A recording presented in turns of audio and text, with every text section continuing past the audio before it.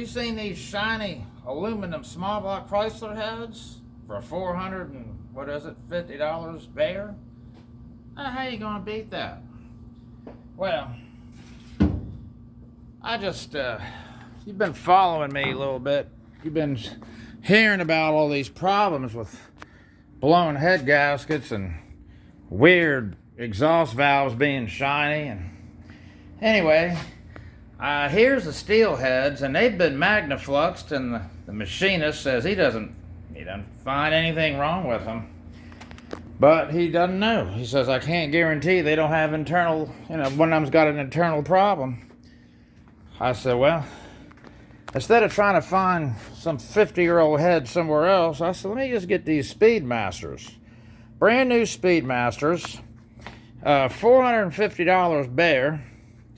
And, but I did what everybody says to do, is to buy the components separately and have a machinist assemble them and make sure that all feels good. And so I did use Speedmaster valves, and they came new in a box, and I looked at them. They looked fine. And actually, the machinist said they looked good to him, too.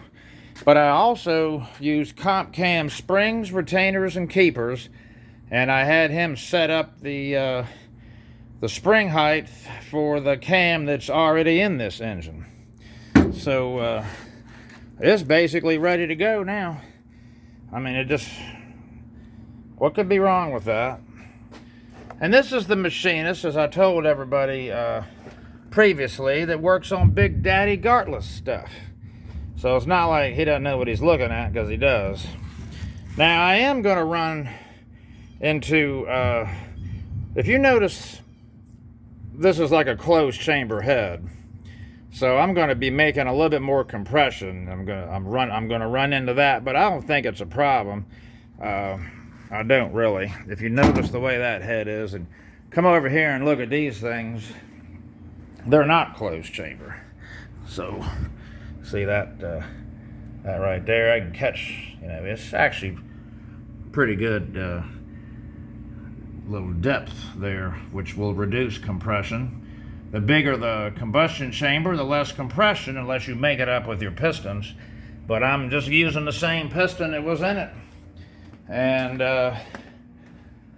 it's going to be, I think I was right around 10 1/4, or maybe a little less.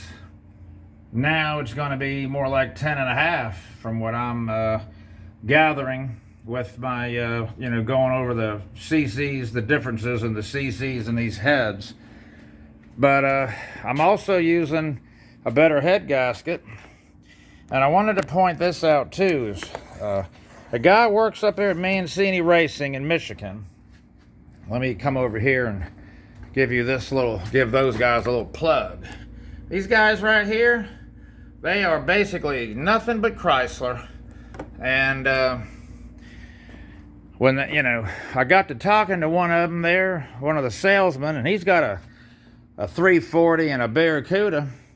And he said he's running over 11-1 with that. And when you do that, you can't just use the stock Felpros, is what I usually do use. But he recommended this 1008.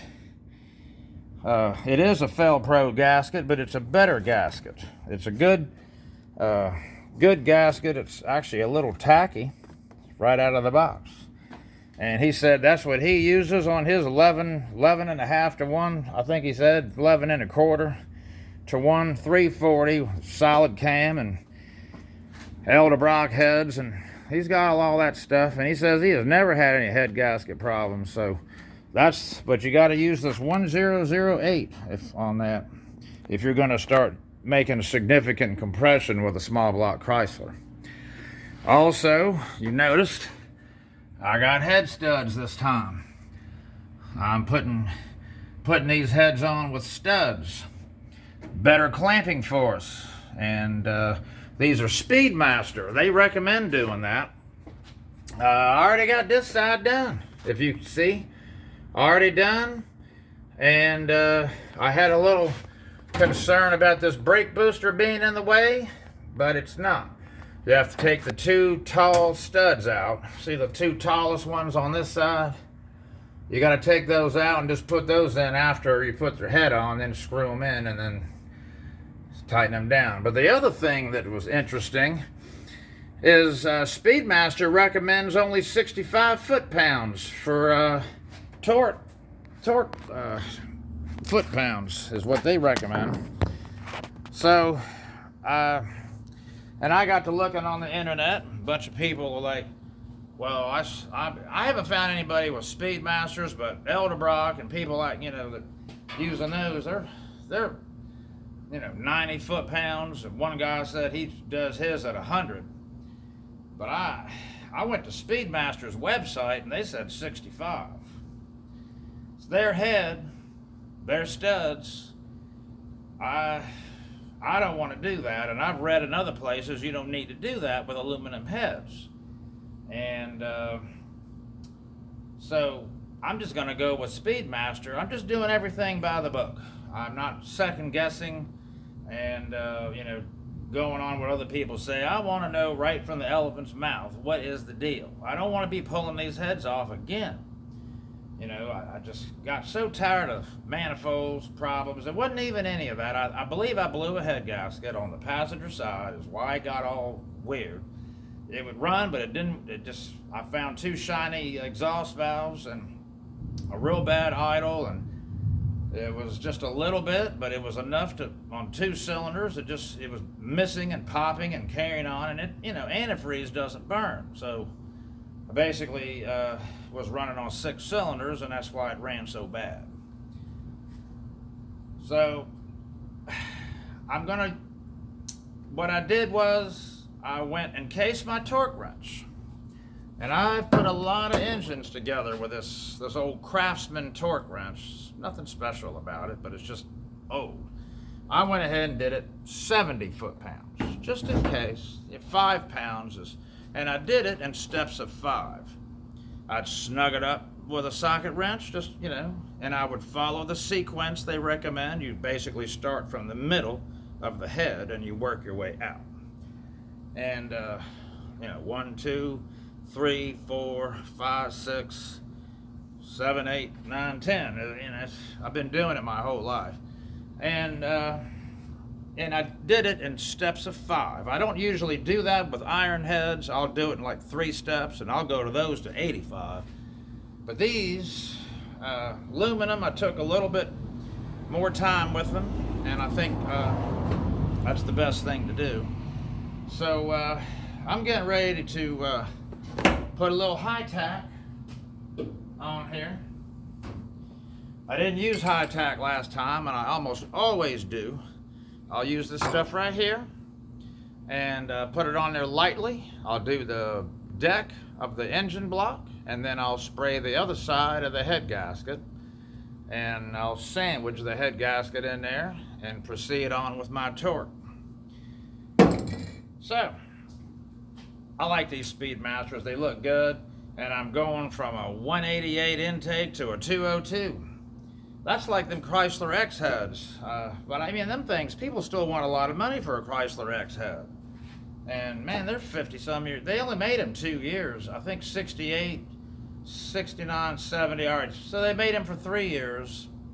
And they flow real good. These are like the aluminum version of that. Nice big ports, like an X head had, and the 202s, and the exhaust is a 162, which is bigger on the exhaust side. I mean, and closed chamber. Very nice manufacturing. I don't see anything wrong with that at all, really. And it's just nice, Looks good in there, man. So it's going to make more power. It's going to have more compression. And but that extra compression will be dissipated. It won't really have detonation trouble because of the heat. The aluminum will dissipate heat better, and it'll handle that little bit extra compression. So I'm not worried about that. Going from 10 to 10.5 is probably what it's going to be. It's like 3 or 4 maybe, I don't remember. The 596 steel heads, I think, were like 72 cc's, and I think these are like 65, if I remember. They make a couple different versions of this. It's not a whole lot, and the head gaskets, you know, depending on which one you use, you can actually get a thicker gasket if you want to knock your compression down. If you don't want to, I don't want to be around 11 to 1.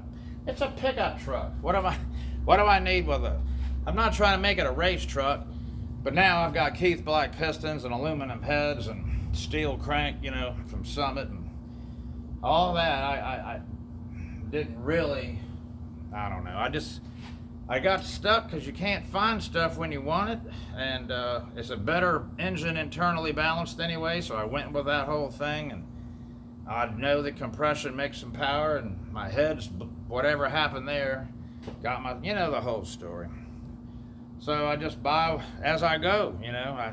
If I can't find what I need, I'll start looking at Summit, see what they got.